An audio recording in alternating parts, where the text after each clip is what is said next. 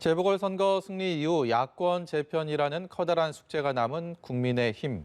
제3시대 신당 출범 논의까지 나오는 가운데 과연 범야권 통합의 주도권을 줄 수가 있을지 국민의힘 권영세 의원을 1번지 현장에서 만나서 다양한 얘기 나눠보도록 하겠습니다.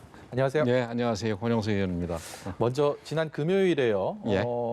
당정청 개편이 있었습니다. 예. 그런데 그 민주당 신임 원내대표 선출 얘기는 다른 당 얘기니까 예. 민주당 의원들의 총의를 모은 부분이니까 예. 차치하고 번외로하고 예. 정부와 청와대 개편 여러 가지 면에서 있었는데 좀 잘했다 아니면 이곳은 되게 아쉽다 이런 점이 있다면 어떤 게 있을까요?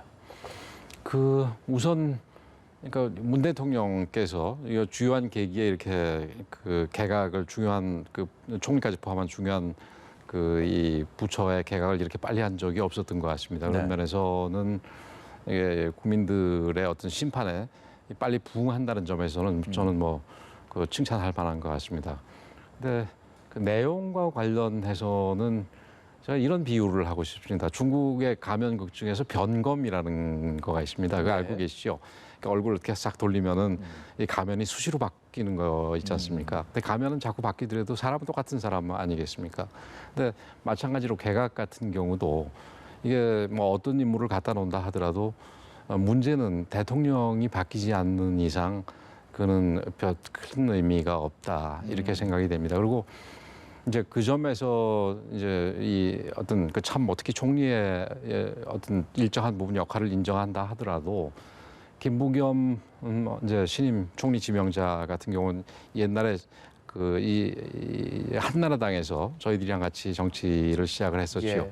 참 그때 좋은 분이라고 생각을 하고 좋은 분이라고 평가를 했는데 지난번에 작년에 민주당 전당대회 때 몇 가지 발언들 그 이후에 그러니까 추미애 전 장관의 아들 문제가 됐을 때 발언, 그다음에 조국 사태가 일어났을 때 발언들을 보면은 굉장히 실망스럽습니다. 그래서 이분이 총리로서 문재인 대통령이 변하지 않았을 때 그 총리라도 민심의 이 방향과 민심의 그 흐름에 대해서 정확하게 대통령에게 진언을 해서 이 정부 정책이 바뀔 수 있도록 하겠는지에 대해서는 좀 아직까지는 의문이라기까지는 좀 심한 것 같고 예. 조금 더 지켜봐야지 알 수 있을 것 같다 이렇게 생각을 합니다. 네. 최근에 국민의힘 비대위원장에서 이제 보궐선거 이후에 스스로 내려온 김종인 위원장 얘기 좀 해보겠습니다. 네. 김종인 위원장 당을 비대위원장직 나갔지만 일거수일투족이 화제고요. 네. 그 말들이 또 국민의힘 쪽에는 굉장히 좀 아프다고 할까요? 듣기 좋은 말은 아닌 것 같아서 거기에 대해서 권영세 의원도 좀 되받는 불편한 심기를 드러내는 표현을 최근에 하셨습니다. 김종인 위원장, 전 위원장 당 나가서 왜 그런다고 생각하십니까? 글쎄요, 결론은 저도 잘 모르겠습니다. 근데 김종인 위원장께서 전 비대위원장께서 우리 당에 들어와서 중요한 변화를 만들어 주신 거는 틀림없이 긍정적인 변화가 있었다고 봅니다. 예를 들면은 통상적으로 당이 특히 우파 보수 정당 같은 경우는 시니어리티에 따라서 중진들이 주로 지휘하고 예. 초재선들은 거의 역할이 없이 따라하는 것 정도만 있었는데 굉장히 역동적으로 초선들에게 역할도 많이 부여하고 초선들의 활동을 많이 장려하고 이런 점들.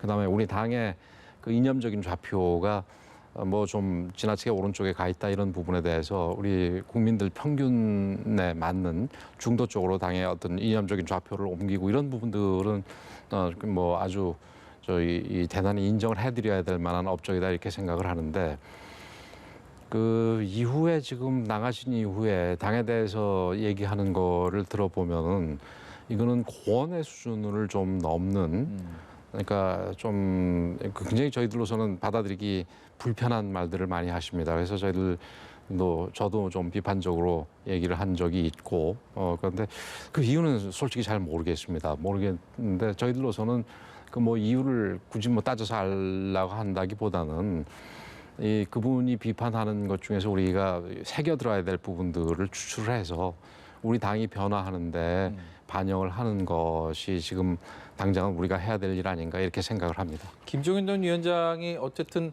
비대위원장으로서 당대표 역할을 했기 때문에 그것도 가장 최근까지 그렇기 때문에 뭐 창구가 있지 않겠습니까? 그래서 도대체 왜 그렇게까지 얘기를 하세요?라고 그런 말씀을 좀 그러시죠. 물어봐도 되지 않을까 싶은 생각은 드는데요. 그렇죠. 저라도 한번 물어봐야 되겠습니다. 예. 알겠습니다. 여쭤봐야 되겠습니다. 이번에는 국민의힘 또 다른 과제 원내대표 레이스 이제 일주일 정도 남은 것 같습니다. 예. 다음 주 월요일 날 선출하게 되니까 지금 예. 4파전 양상으로 이제 확고하게 됐는데 원내대표가 뭐 통합하고 당을 소통을 이끌고 이런 기본적인 덕목 말고 거기에 더해서 이 대권 레이스를 앞두고 있는 이 엄중한 이 시기에 어떤 인물이 원내대표가 돼야 된다고 생각하십니까? 그 원내대표라고 하면은 뭐 기본적으로는 국회에서 그 여당을 상대로 해서 우리의 주장을 관철을 시키고 여당의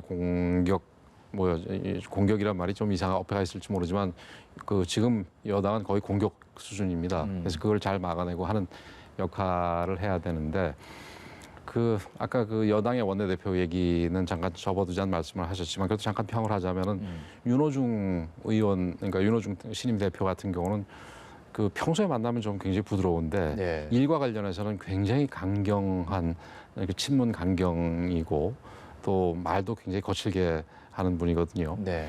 근데 그런 분이 뽑혔다는 그 객관적인 사실에 더해서 최근에 그 보궐선거가 끝나고 초선 5인 방이라 그러던가요? 초선 예. 5인이 여러 가지 그 반성의 목소리를 냈다가 바로 후퇴한 일이 있었지 않습니까? 예, 예. 그래서 그런 내용들을 보면은 이 여당이 지금 크게 바뀐 것 같지는 않다.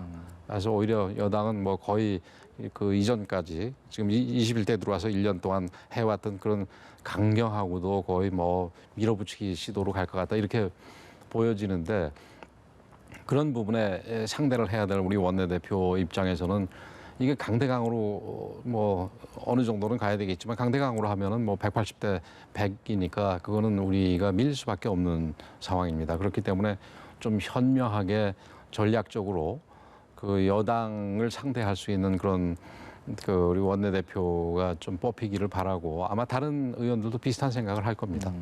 좀 더 부드러움보다는 좀 리더십에 좀 방점을 찍는 그 특히 리더십과 그다음에 어떤 전략적인 측면이랄까요? 전략적인 예. 측면에서 네, 알겠습니다. 조금 전에 이제 여당 지금의 민주당이 굉장히 강경하다 예. 그리고 바뀔 것 같지 않다라는 이 평가를 해주셨는데 이 1년 만에 상임위 재배분 얘기가 나오고 있습니다. 네. 국민의힘에서 상임위원장 지금 한 자리도 가지고 있지 않기 때문에 예. 좀 나누자. 그리고 특히 법사위원장을 야당이 가지고 가야겠다라는 이런 입장을 보궐선거 이후에 내고 있는데 반대로 민주당에서는 여기에 대해서 뭐 협상 자체를 할 생각이 없어 보입니다. 특히 법사위원장 같은 경우는. 그게 이제 시간 되돌려 보면 1년 전에 했던 여야 간의 어떤 갈등의 국면이었거든요. 예. 그렇기 때문에 이것을 과연 계속 이끌고 협상이나 주장을 할 가치가 있는 건지 아니면 이걸 통해서 어떤 것들을 정치적으로 전략적으로 국민의힘에서 좀 생각하고 있는 것들이 있는 건지 이 두 가지가 다 궁금합니다.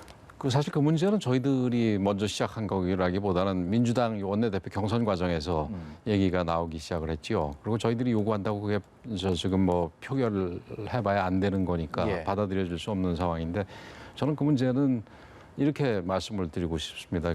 이 아리스토텔레스가 정의가 뭐냐고 얘기할 때 각자에게 원래 그의 거를 돌려주는 거가 정의라고 얘기를 했는데 네. 그러니까 이게 지금 상임위원장 같은 경우는 원래 그러니까 여당과 야당이 일정한 비율에 의해서 배분을 하고 그 법사위원장은 야당한테 주는 게 원래 그 관행처럼 굳어진 거 아니었었습니까?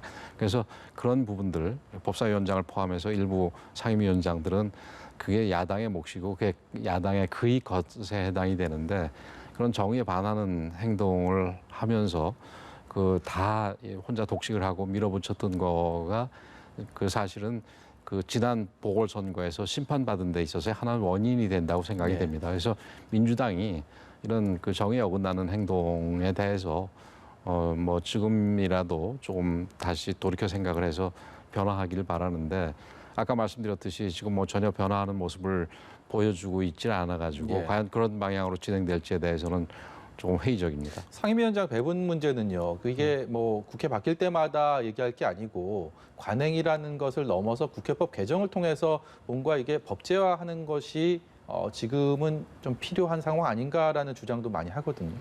예, 뭐 저도 그 부분에 대해서는 동일합니다. 국회에서의 어떤 운영 그 원리에 대해서 세계 어느 나라 의회든 일정한 부분은 법에 의해서 되고 그다음에 성문법 국가에서도 일정한 부분은 법이 아닌 그냥 관행에서 이루어지는 부분들도 있거든요. 예. 근데 지금 그러니까 우리 국회에서 상임위원장 배분과 관련해 가지고는 지금 계속 그 문제를 가지고 처음에 원 구성이 늦어지고 또 계속해서 그게 불씨가 돼서 여야가 국회 구성 처음 시작할 때부터 그 이후에 이르기까지 어떤 갈등과 반목으로 이루어지는 데 원인이 되니까 애초에 이거는 이번 기회에 그러니까 법으로 한번 만드는 방안도 충분히 생각할 만하다 그렇게 저는 동의합니다. 예.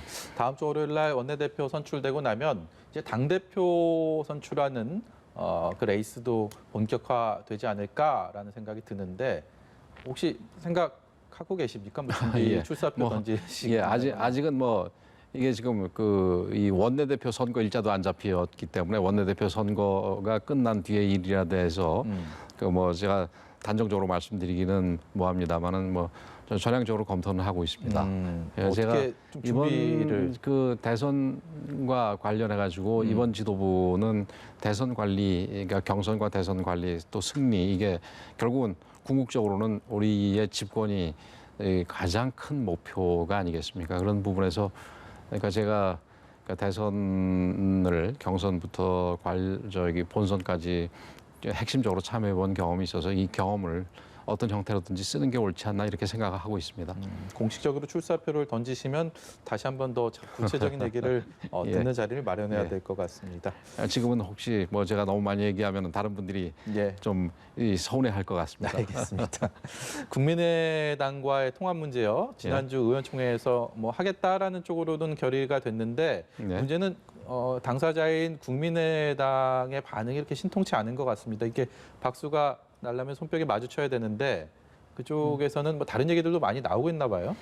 그렇죠. 합당이라는 거가 양당이 합쳐지는 거니까 뭐 손뼉이 맞아야 되겠죠. 그러나 안철수 대표가 이 지난 보궐선거, 서울시장 보궐선거 전에 합당하겠다고 공언을 했고 또 다른 여러 약속들을 그 당시 한 약속들도 잘 지켜왔지 않습니까? 그래서 그런 부분에서 안철수 대표가 이 합당 약속도 저는 뭐 지킬 거라고 보고요.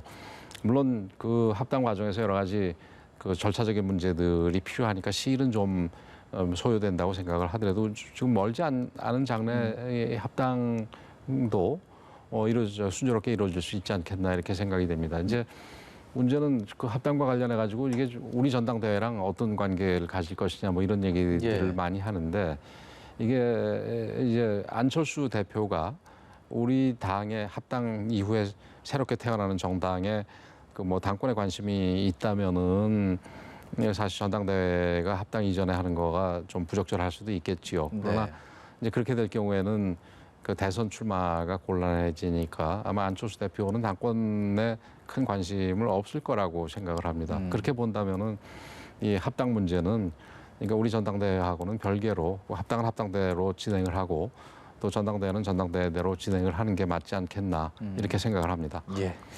선거는 끝났지만 또 다른 선거들이 계속 있기 때문에 정치권은 이렇게 생물이라는 그 말 그대로 그렇죠. 생생하게 움직이고 있습니다. 네. 오늘 말씀은 여기까지 듣도록 예. 하겠습니다. 지금까지 국민의힘 권영세 의원이었습니다. 예, 고맙습니다. 감사합니다.